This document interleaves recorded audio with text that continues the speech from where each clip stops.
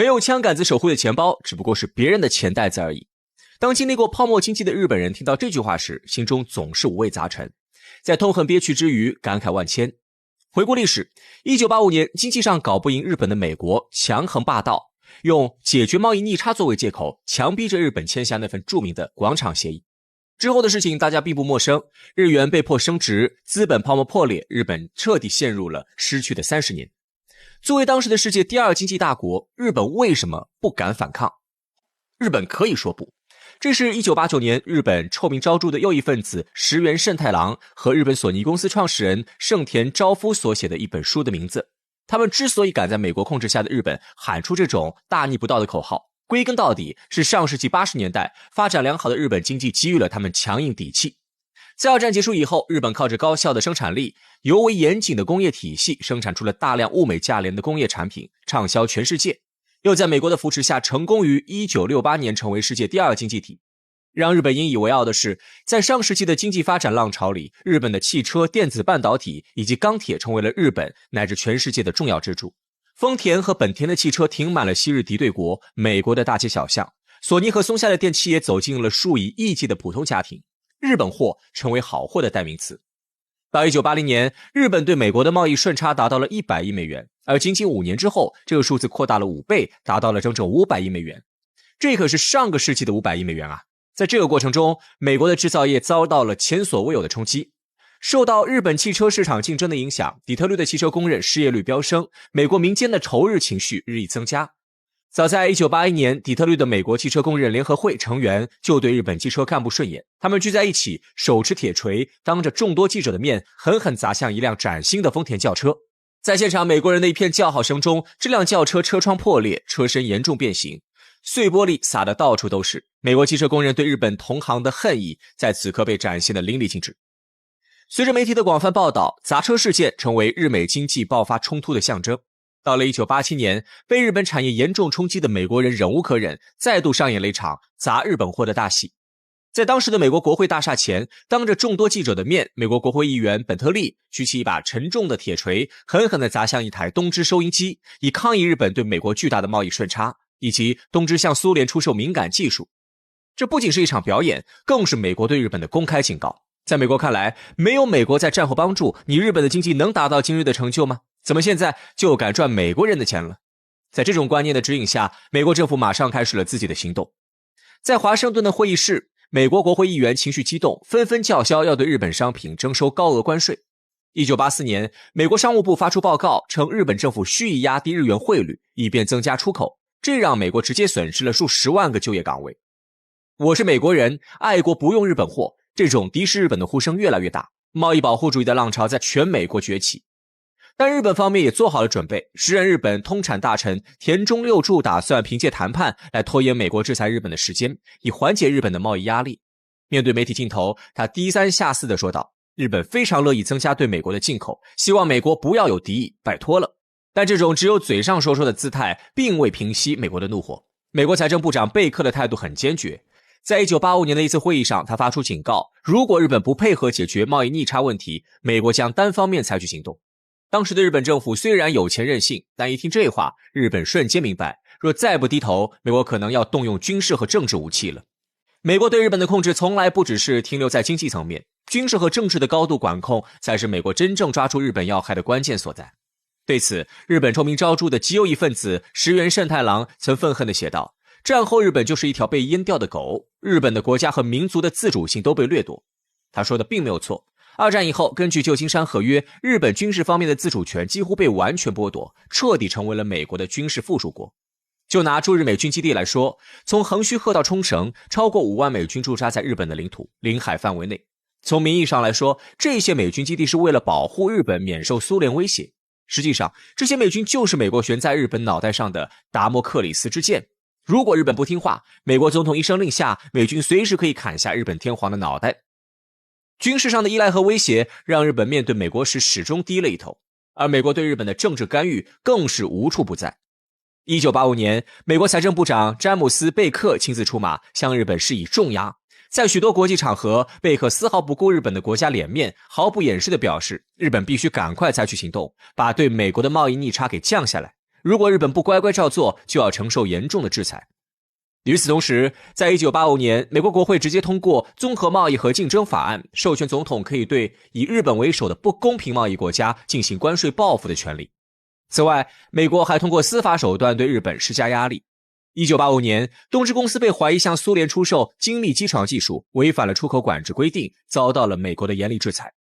东京地检署在美国的授意下逮捕多名东芝高管，东芝被迫向美国交纳了150亿美元的巨额罚款，并承诺3年以内其产品不得进入美国市场。这就是美国对日本的敲打。在这种军事、经济、政治的多重夹击下，日本政府几乎没有还手之力。1985年9月，在纽约广场酒店内，日本、美国、英国、法国和西德5国财长和央行行长齐聚一堂，签署了著名的广场协议。协议规定，签约国家必须联合干预外汇市场，推动日元升值，以削弱日本的出口竞争力。在签上自己名字时，日本代表的脸上写满了屈辱和无奈。日本人很清楚，当这份协议生效后，日本出口为导向的经济增长也许会一去不复返。可面对美国的威逼和利诱时，日本不得不低头认输。一个枪杆子都不能抓在自己手里的国家，经济再强又能硬气到哪里去？可以说，日本的妥协既是现实的无奈，也是对美国霸权的臣服。广场协议签完以后，日元汇率如同一匹脱缰野马疯狂上涨。在1985年的时候，1美元可以兑换240日元，可到了1988年，这个数字一下子降到了120日元，足足有100%的升值幅度。日本的出口企业首当其冲，丰田汽车在美国市场上的价格直接翻了1倍还多，美国市场的订单大幅减少。松下电器的产品竞争力也下降得很厉害，利润大幅缩水，不得不裁员以求自保。为了应对困难，日本政府掰出了宽松货币政策这一招，大幅度下调利率，以此来实现刺激国内经济的目标。但事与愿违，日本政府的这剂猛药非但没能挽救经济，反而催生出了一个巨大的泡沫。最典型的就是日本的股市。1989年，日经指数一下冲到了38915点，投资者都疯了一样去抢购股票。以东京为代表的日本房地产市场也十分火爆，东京银座的商业用地价格在短时间内直接涨到1000万日元每平米，相当于当时的 7.5 万美元。当时的日本号称，全日本的土地价格可以买下整个美国。而在低利率政策的刺激下，日本企业疯狂借贷扩张，银行放贷和不要钱一样，日本的经济表面上一片繁荣，然而这一切不过是空中楼阁。1990年，日本的泡沫经济破裂，日经指数一下子暴跌到了14309点，下跌幅度超过了 60%。房地产市场随之崩盘，许多日本人一夜之间倾家荡产，日本经济从此陷入失去的30年。这一切的根源何在？广场协议确实是引发日本后续悲惨情况的导火索，但从更深层次看，原因在于日本不是一个可以独立自主的国家。军事上依赖美国，政治上不敢反抗，日本的经济钱袋子不过是美国人随取随用的钱包而已。日元升值，泡沫破裂，每一步自始至终都在美国的算计以内，日本却无力挣脱。与之日本相比，中国却可以对美国说不。同样是遇到美国的贸易战和技术封锁，中国却能一直保持强硬态度。归根结底，就是中国是一个独立自主的强国，远非日本这种国家可以比的。我们不主动欺负他人，但他人也休想欺负中国。2008年金融危机爆发后，美国开始从金融游戏造就的 GDP 神话中回过神来，意识到制造业对国民经济的重要性。之后的历任美国政府都将再工业化作为重要政策目标。然而10多年过去，美国不仅未能实现再工业化的目标，甚至还在进一步去工业化的道路上一路狂奔。导致这一情况的原因自然多种多样，但其中有一条外部因素给人的感觉格外微妙，那就是在2012年年底，安倍晋三再度当选日本首相后，为解决日本长期以来的通货紧缩问题，要求日本央行执行量化质化宽松政策，推动日元大幅度贬值。这使得日本的制造业产品国际售价大跌，推动全球制造业企业开启了疯狂的价格内卷，让本土用工、能源、交通等成本高昂的美国制造业在哀嚎中进一步走衰。想当年，正是美国用一纸广场协议打断了日本经济蓬勃发展的节奏，日本的经济泡沫迅速膨胀破裂，成为日本经济长期停滞的开始。由此等旧恨打底，日本祭出安倍经济学，到底是长期通缩下的无奈选择，还是蓄意报复美国，意图彻底堵死美国的再工业化之路